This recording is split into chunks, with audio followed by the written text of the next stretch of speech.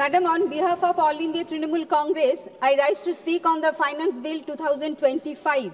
Madam, Aristotle, known as the father of political science, had rightly said in his book, Politics, that the best political community is the one where the middle class holds significant influence. But the plight of middle class in India is pitiful. They are subjected to exorbitant taxes, even in times when they are facing issues like inadequate increment, unstable employment opportunity, and decreasing employment generation. Moreover, the private companies are being forced to shift to other locations like Singapore, Dubai, as they are harassed by the government for taxes and political donation. Madam, our youth, the future of our nation, are facing employment crisis. The periodic labour force survey showed youth unemployment rate at 10.2% for the year 2024.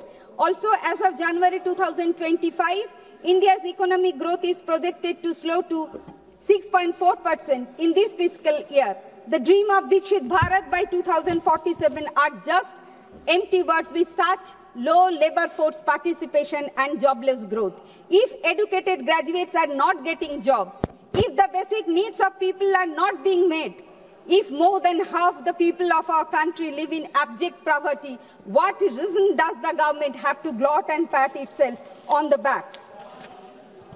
Madam, it is no surprise that India's wealth inequality has reached obscene level, with the top 1% controlling over 40.5% of the nation's wealth, and the 10 richest individuals in the country hold a combined fortune that is equivalent to 11.16% of India's GDP.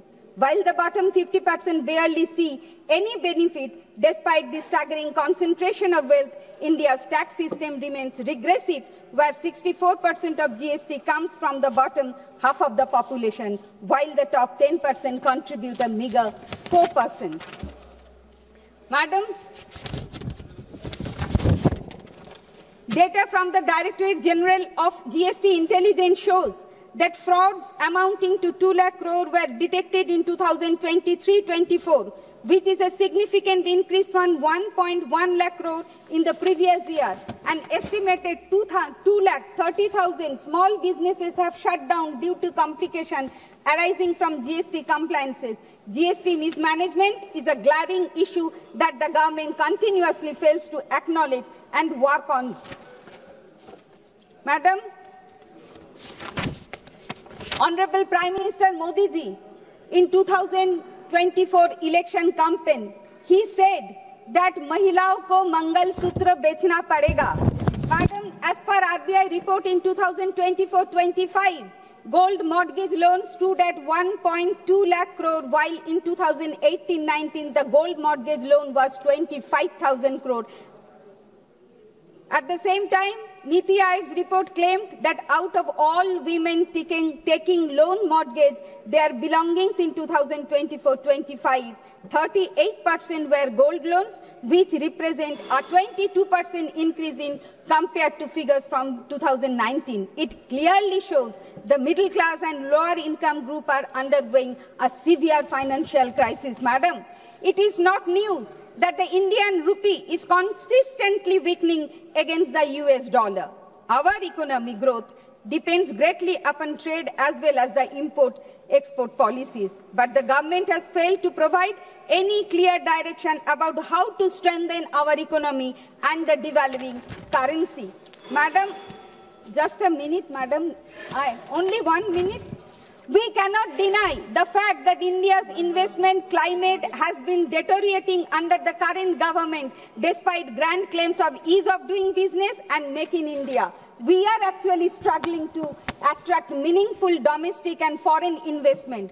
Private investment as a percentage of GDP has stagnated at around 27%, significantly lower than the 32 to 35% during the previous decade. And if that is the case, then how are we going to move forward from here?